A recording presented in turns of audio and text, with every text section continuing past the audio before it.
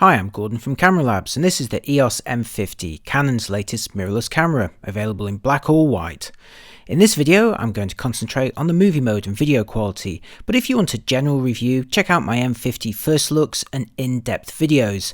And to keep up with the latest camera news, don't forget to subscribe.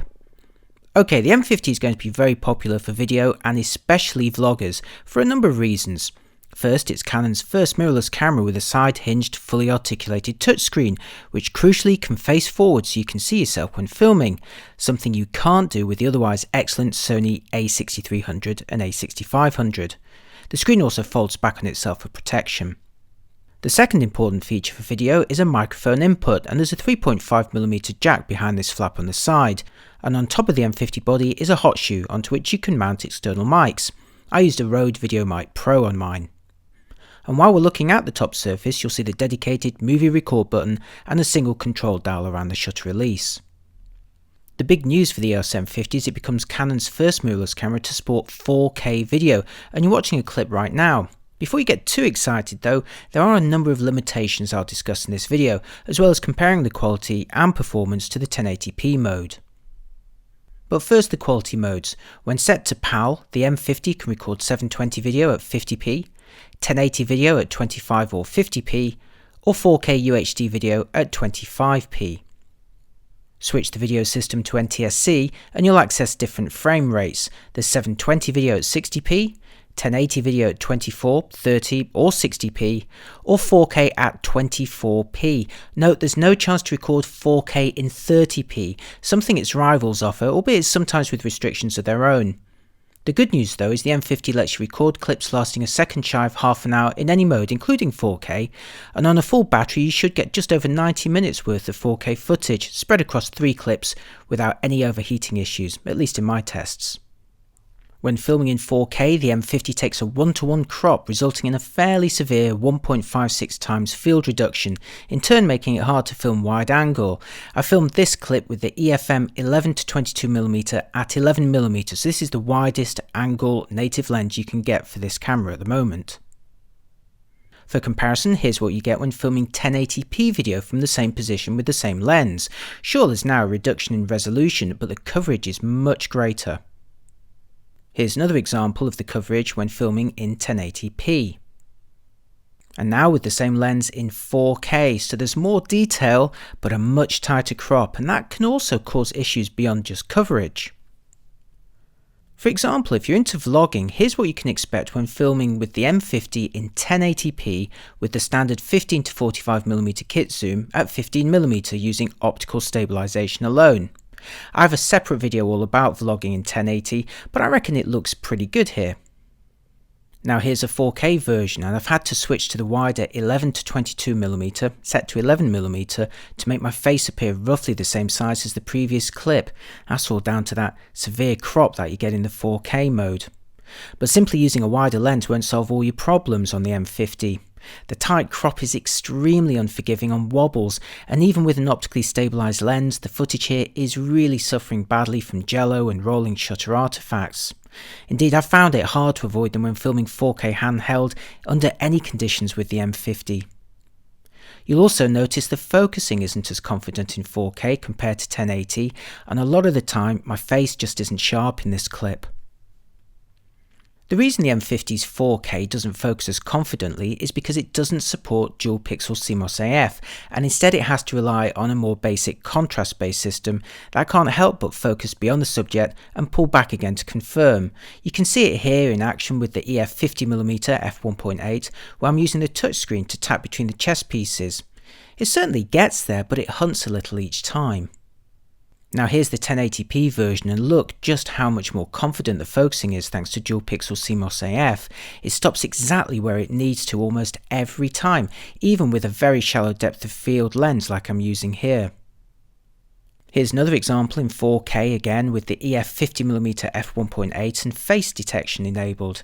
See how the camera struggles to keep me in focus as I change distance, although to be fair, if I do pause in this clip, it does normally catch up.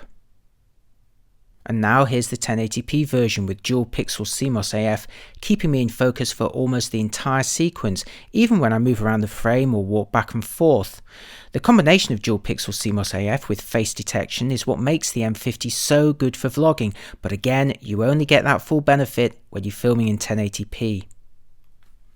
With faster subjects, the 4K doesn't stand a chance. The M50 fails to keep up with Ben cycling towards me here when I'm filming with the EF 85mm f1.8, and even though I have digital stabilization enabled, there's some pretty bad jello wobbling effects, and also very notable skewing as I pan to follow him.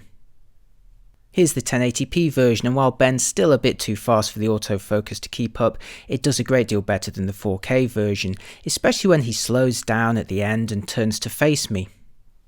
I use digital IS or image stabilization on both of those bike clips. The M50 offers two digital stabilization modes, normal and enhanced, each taking a progressively tighter crop in order to have sufficient padding around the edges to stabilize the footage. You see, it does it actually by wrangling those pixels digitally. It is not doing it by physically shifting the sensor. Do note, however, that some of the EFM lenses have optical stabilization too. To demonstrate digital IS in action, I filmed this clip handheld using the EFM 22mm f2 lens, a lens without any optical stabilization of its own. Now this clip was filmed without digital image stabilization and the camera shake is pretty clear.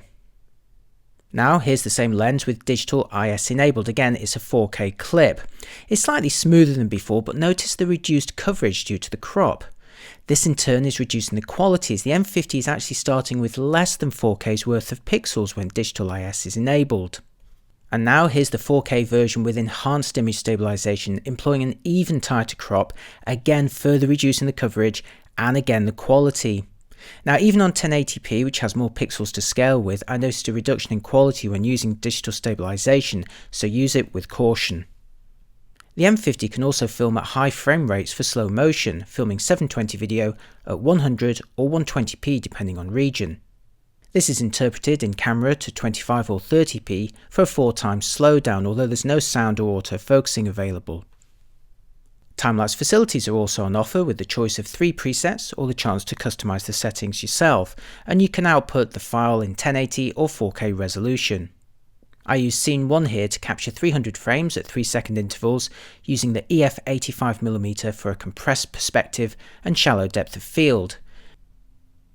You've seen how you can tap the screen to refocus, but if you prefer to manually focus, peaking assistance is available. Sadly, there's no zebra patterns to help judge the exposure though. Moving on to quality, here's how the 4K 25p footage looks at 800 ISO. And now here's the same 4K footage on the left compared to 1080p footage on the right, both filmed with the M50 at 800 ISO.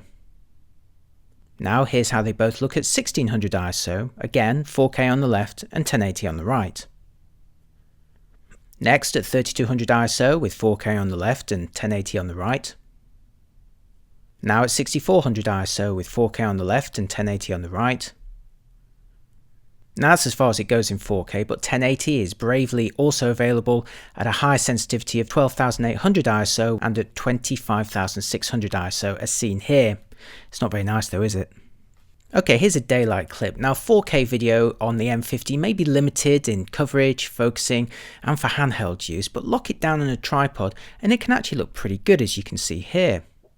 Here's that clip again with 4K in the top half of the screen and a 1080 version in the bottom half, using a zoom lens to match the field of view, and it's pretty clear that the 4K version is definitely more detailed. So under very strict conditions you can capture good looking 4K footage with the M50, but they do have to be pretty strict conditions.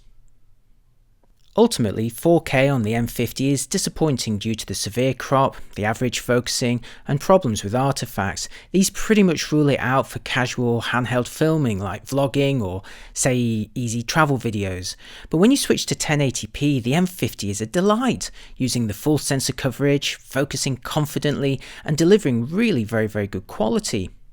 Couple all of this with effective face detection, a microphone input and a screen that can flip forward, and you have a perfect vlogging or travel camera, so long as you don't need 4K of course. As always, check out my in-depth reviews at cameralabs.com, as well as my other videos here on YouTube, and if you find any of my videos useful, please don't forget to like, share and subscribe. Thank you very much, and see you next time. Bye bye.